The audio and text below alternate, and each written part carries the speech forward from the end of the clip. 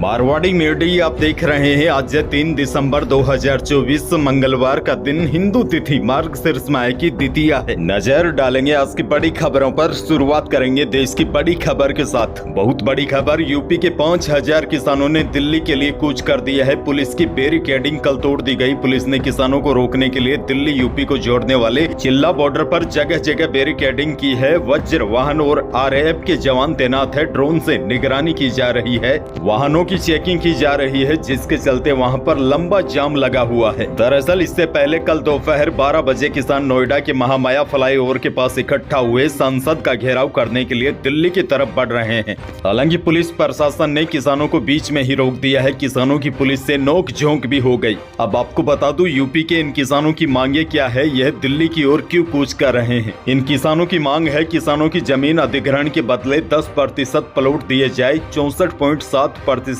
की दर से किसानों को मुआवजा मिले। नए भूमि अधिग्रहण कानून के अनुसार बाजार दर का 4 गुना मुआवजा दिया जाए। भूमिधर भूमिहीन किसानों के बच्चों को रोजगार और पुनर्वास के सभी फायदे दिए जाए। इन्हीं मांगों को लेकर यूपी के 5000 किसानों ने दिल्ली की ओर कूच कर दिया है। किसान संसद का घेराव करना चाहते थे, लेकिन पुलिस ने किसानों को बीच में ही रोक दिया है। आगे बढ़ जाते हैं। देश की एक और बड़ी खबर, बंगाल की खाड़ी से उठे फेंगल तूफान के असर के चलते सोमवार को भी केरल, कर्नाटक, तेलंगाना और आंध्र प्रदेश में भारी बारिश हुई। वैसे तो यह तूफान 30 नवंबर को तमिलनाडु के महाबलीपुरम के बीच समुद्र तटों से टकराया था। अब यही तूफान धीरे धीरे कमजोर होते हुए केरल, कर्नाटक, तेलंगाना और आंध्र प्रदेश में पहुंच गया है। इस तूफान के चलते दक्षिणी राज्यों में काफी अधिक नुकसान पहुंचा है। तमिलनाडु में तिरुवन्नमलाई में पहाड़ी पर भूस्खलन हुआ। NDRF के मुताबिक लगभग 40 टन वजनी चट्टान पहाड़ से लुढ़क कर VOC नगर की सड़कों पर बने घरों पर गिरी, जिससे 2 घर जमींदोज हो गए। 7 लोगों के मलबे में फंसे होने की आशंका है। आगे बढ़ जाते हैं। राजस्थान से बड़ी खबर, राजस्थान रोडवेज प्रबंधन ने सरकार को किराया बढ़ाने का प्रस्ताव भेजा है।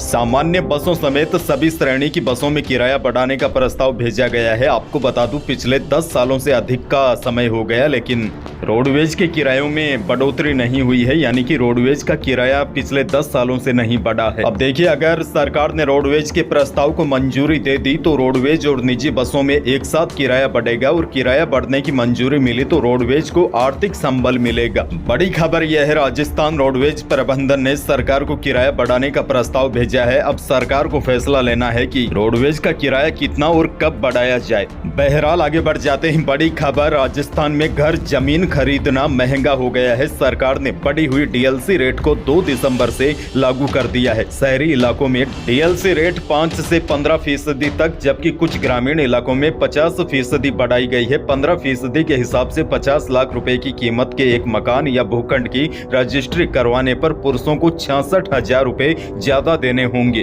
और खास बात यह भी है कि अब शहरी क्षेत्रों में जमीन की रजिस्ट्री वर्ग गज या वर्ग मीटर के बजाय एक समान वर्ग मीटर में ही होगी। वहीं ग्रामीण इलाकों में कृषि भूमि की रजिस्ट्री बीघा की बजाय हेक्टेयर में होगी। शनिवार और रविवार को भी लगातार 2 दिन पंजीयन एवं मुद्रांक विभाग ने सॉफ्टवेयर में दरों को अपडेट करवाने का भी काम कर लिया है। आगे बढ़ जाते हैं। एक और बड़ी खबर, मुख्यमंत्री भजनलाल शर्मा की अध्यक्षता में 3 दिन पहले मंत्रिमंडल की बैठक में राजस्थान में धर्मांतरण विरोधी बिल को मंजूरी देने को लेकर उदयपुर के सांसद डॉक्टर मन्ना लाल रावत का बयान आया है। उन्होंने कहा है कि आदिवासियों को हिंदू नहीं होने का भ्रम फैलाकर धर्मांतरण के प्रयासों को तगड़ा झटका लगेगा। सांसद ने कहा कि वह लंबे समय से चाहते थे कि यह बिल आए और इसके लिए प्रयास भी कर रहे थे। उन्होंने कहा, धर्मांतरण विरोधी बिल का दक्षिणी राजस्थान पर व्यापक असर दिखेगा। इस तरह का बिल जरूरी था क्योंकि इसके पीछे मूल कारण यही था कि पिछले कुछ सालों में इस जनजाति क्षेत्र में अंतर्राष्ट्रीय साजिश के तहत आदिवासी संस्कृति पर लगातार हमले हो रहे थे। दरअसल आपको बता दूं, अभी हाल ही में भजनलाल सरकार मंत्रिमंडल की बैठक में बड़ा फैसला लिया था। जबरन बहला फुसलाकर या लालच देकर धर्मांतरण कराए जाने पर पीड़ित को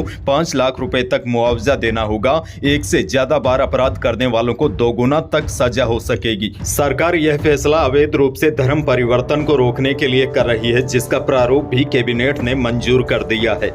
आगे बढ़ जाते हैं एक और बड़ी खबर। राजस्थान के युवा बेरोजगारों को मिलने वाली युवा संबल योजना राशि पर ग्रहण लगा हुआ है। कुछ जिलों में योजना के पात्र युवाओं को बीते 1 साल से योजना की राशि नहीं मिल रही है, जिसकी वजह से योजना के पात्र 2 लाख युवा इसके लिए काफी परेशान है। यानी कि बेरोजगारी भत्ता इस योजना के तहत अभी पात्र बेरोजगार युवाओं को 4,000 रुपए प्रतिमाह है और दिव्यांगजनों, ट्रांसजेंडर और लड़कियों को 4,500 रुपए प्रतिमाह दिए जाते हैं। इस राशि से उनकी प्रतियोगी परीक्षाओं की तैयारी के दौरान मदद मिलती है, लेकिन बीते कई महीनों से यह राशि न मिलने की वजह से युवा परेशान है। और आपको बता दूं, बेरोजगारी भत्ता आएगा कब, इसको लेकर भी फिलहाल कोई भी अपडेट नहीं है।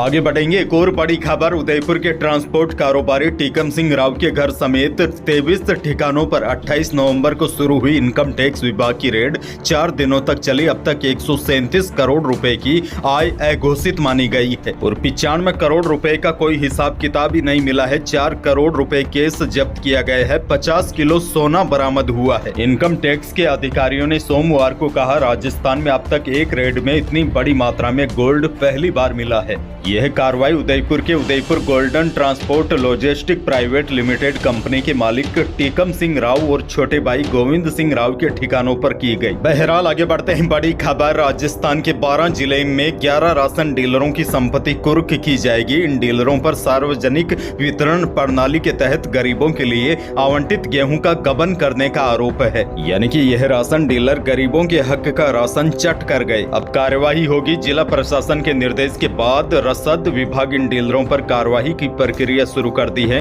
इनसे कुल 1 करोड़ 41 लाख रुपए की वसूली की जाएगी। दरअसल प्रदेश स्तरीय निरीक्षण टीम की गई जांच में इन 11 राशन डीलरों के यहां गड़बड़ी पाई गई थी। आगे बढ़ जाते हैं एक और बहुत बड़ी खबर। गहलोत राज की एक और योजना को भजनलाल सरकार ने बंद कर दिया है। गहलोत सरकार की साल 2022 में शुरू की गई मुख्यमंत्री क्षेत्र विकास योजना को 1 अप्रैल 2025 से बंद कर दिया जाएगा। ग्रामीण विकास विभाग ने योजना को बंद करने के आदेश तक जारी कर दिए हैं। इस योजना का 100 करोड़ का बजट था। भजनलाल सरकार अब इसकी जगह नई योजना लाने की तैयारी कर रही है। माना जा रहा है इस योजना की जगह अगले बजट में नई योजना की घोषणा के आसार है। वैसे आपको बताता चलूं, मुख्यमंत्री क्षेत्र विकास योजना के तहत ग्रामीण सड़कें, सफाई, शिक्षा, स्वास्थ्य और छोटे पुल से लेकर वे काम करवाए जा सकते थे जो मौजूदा योजनाओं के बाहर थे। खासकर इस योजना के जरिए पिछड़े और दूर दराज के जिलों में विकास के कामों को प्राथमिकता दी जाती थी। इस योजना में हर जिले में 2.77 करोड़ के काम हर साल करवाने का प्रावधान था।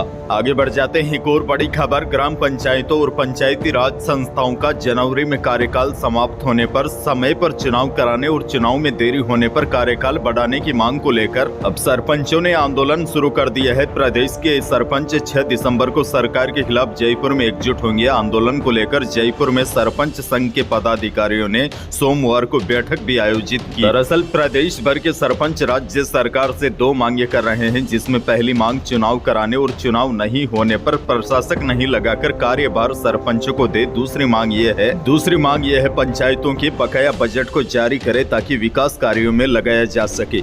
इन 2 मांगों को लेकर सरपंचों ने आंदोलन शुरू कर दिया है। प्रदेश के सरपंच 6 दिसंबर को सरकार के खिलाफ जयपुर में एकजुट होंगे। मौसम को लेकर भी बड़ी अपडेट आ गई है। राजस्थान में इस सीजन में सर्दी की शुरुआत काफी कमजोर रही है और बड़ी बात आपको बता दूं, बीकानेर और श्रीगंगानगर ऐसे जिले हैं जहां पिछले 10 सालों की तुलना नवंबर सबसे ज्यादा गर्म रहा। और मौसम विशेषज्ञों की माने तो दिसंबर में औसत सर्दी ही रहने का अनुमान है। दिसंबर के पहले सप्ताह से आखिरी तक राजस्थान के कुछ शहरों का तापमान 5 डिग्री सेल्सियस या फिर इससे नीचे जा सकता है। वैसे दिसंबर के दूसरे सप्ताह में एक वेस्टर्न डिस्टर्बेंस आने की संभावना है, जिससे सर्दी में थोड़ा इजाफा होगा। यही थी आज की बड़ी और महत्वपूर्ण खबरें। वीडियो को लाइक करना बिल्कुल न भूलिए और चैनल पर नए हैं तो सब्सक्राइब जरूर कीजिए ताकि आप अपडेट रहे बड़ी और काम की खबरों से। धन्यवाद।